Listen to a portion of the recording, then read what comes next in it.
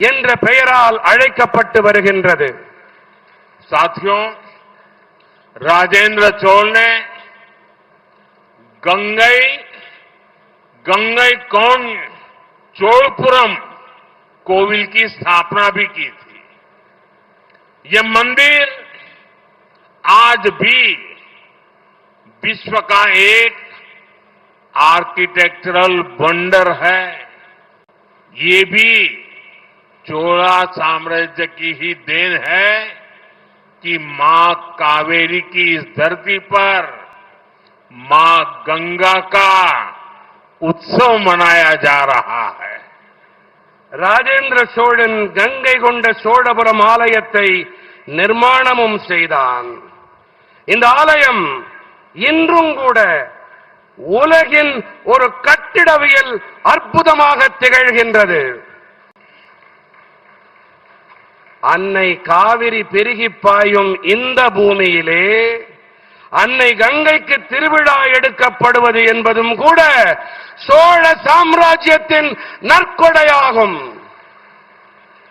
मुझे बहुत खुशी है कि आज उस ऐतिहासिक प्रसंग की स्मृति में एक बार फिर गंगा जल को काशी से यहां लाया गया है. अभी यहां मैं जब पूजा पाठ करने के लिए गया था, विधि पूर्वक अनुष्ठान संपन्न किया गया है. गंगा जल से अभिषेक किया गया है और मैं तो काशी का जनप्रतिनिधि हूं और मेरा मां गंगा से एक आत्मीय जुड़ाव है. चोला राजाओं के ये कार्य, उनसे जुड़े ये आयोजन, ये एक भारत श्रेष्ठ भारत के महायज्ञ को नई ऊर्जा, नई शक्ति और नई गति देते हैं.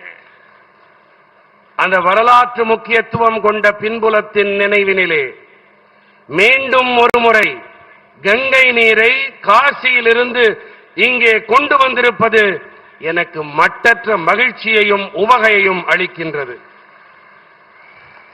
தற்போது இங்கே நெறிப்படி அனுஷ்டானங்கள் நிறைவு செய்யப்பட்டிருக்கின்றன. புனித கங்கை நீரால் அபிஷேகங்கள் செய்யப்பட்டன. நான் காசியின் மக்கள் பிரதிநிதி. கங்கை அன்னையிடம் எனக்கு ஆன்ம ரீதியான அன்பு இருக்கின்றது. சோழ அரசர்களின் இந்த செயல், அதோடு இணைந்த இந்த ஏற்பாடு ஒரே பாரதம் உன்னத பாரதம் என்ற பெருவேள்வியை போன்றது. இது உற்சாகம் அளிக்க வல்லது, கருத்தூக்கம் அளிக்க வல்லது. भाइयों बहनों, चोला राजाओं ने भारत को सांस्कृतिक एकता के सूत्र में पिरोया था. आज हमारी सरकार चोला युग के उन्हीं विचारों को आगे बढ़ा रही है. हम काशी तमिल संगमम और सौराष्ट्र तमिल संगमम जैसे आयोजनों के जरिए एकता के सदियों पुराने सूत्रों को मजबूत बना रहे हैं. गंगईकोंड चोलपुरम जैसे तमिलनाडु के प्राचीन मंदिरों का भी एएसआई के जरिए संरक्षण किया जा रहा है. சகோதர சகோதரிகளே, சோழ அரசர்கள் பாரதத்தை கலாச்சார ஒற்றுமை என்ற இழை கொண்டு இணைத்தார்கள். இன்று நம்முடைய அரசாங்கம் சோழர்களுடைய இதே கருத்துக்களை, எண்ணங்களை முன்னெடுத்து செல்லுகின்றது. நாங்கள் காசி தமிழ்ச் சங்கமம், சௌராஷ்டிரா தமிழ்ச் சங்கமம் போன்ற ஏற்பாடுகள் வாயிலாக ஒற்றுமையின், ஒருமைப்பாட்டின் பல நூற்றாண்டு கால பழமையான கோட்பாடுகளை பலப்படுத்தி வருகின்றோம். கங்கை கொண்ட சோழபுரம் போன்ற தமிழகத்தின் பண்டைய ஆலயங்களையும் கூட இந்திய தொல்லியல் ஆய்வகம் வாயிலாக இப்போது பராமரிக்கப்பட்டு வருகின்றன. जब देश की नई संसद का लोकार्पण हुआ तो हमारे शिव आधीनम के संतों ने उस आयोजन का आध्यात्मिक नेतृत्व किया था, सब यहां मौजूद है। तमिल संस्कृति से जुड़े पवित्र सेंगोल को संसद में स्थापित किया गया है। मैं आज भी उस पल को याद करता हूं तो गौरव से भर जाता हूं। தேசத்தின் புதிய நாடாளுமன்றம் நாட்டுக்கு அர்ப்பணிக்கப்பட்ட வேளையிலே நமது சிவாதீனங்கள் புனிதர்கள் அந்த நிகழ்ச்சியின் ஆன்மீக தலைமையை ஏற்றார்கள். இதோ அவர்கள் உங்கள் மத்தியிலே இங்கே வீற்றிருக்கின்றார்கள். தமிழ் கலாச்சாரத்தோடு இணைந்த புனிதமான செங்கோல் நாடாளுமன்றத்தில் நிறுவப்பட்டது. அந்த கணங்களை நான் இன்று நினைத்து பார்த்தாலும் கூட என் நெஞ்சம் பெருமிதத்தில் பொங்குகிறது. साथियों, मैंने अभी चिदंबरम के नटराज मंदिर के कुछ दीक्षितरों से मुलाकात की है।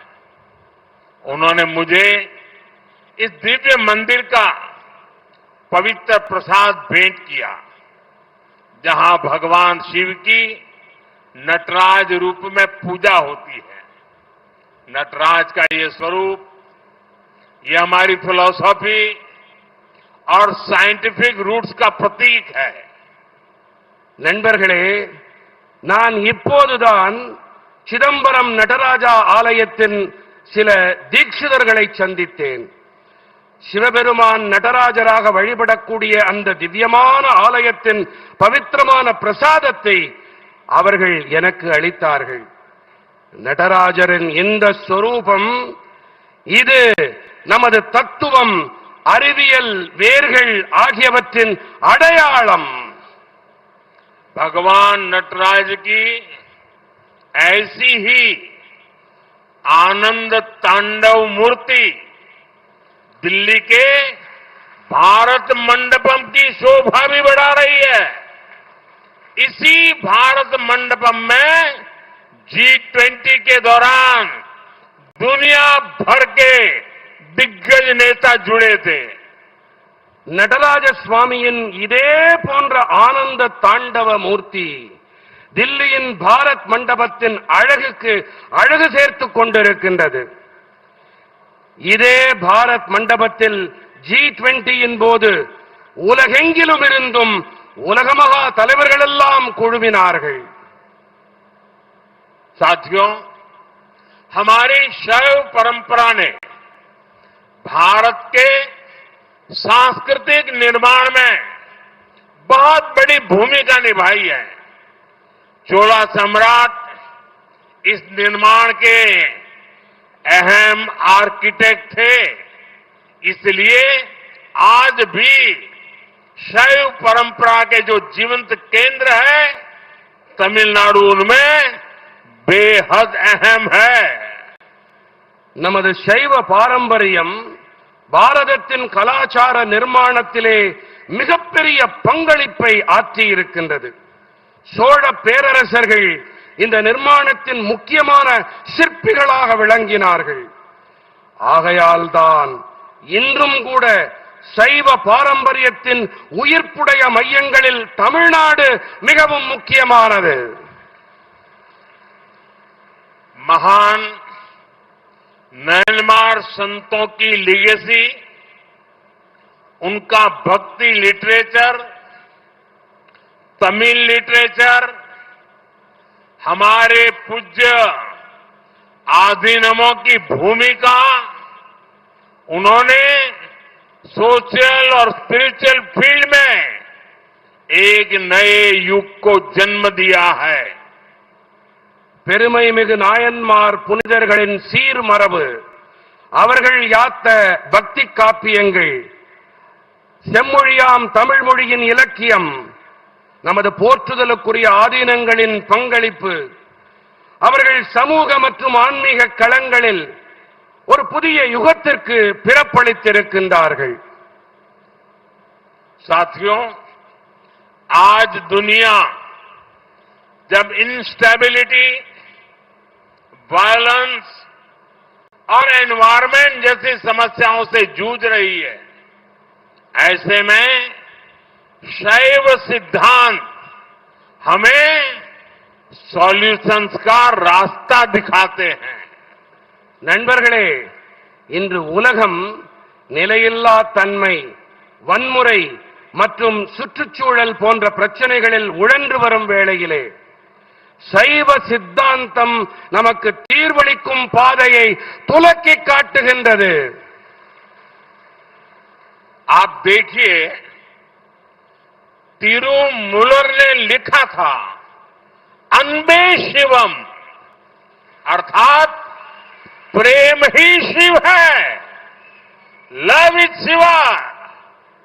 आज अगर विश्व इस विचार को एडॉप्ट करे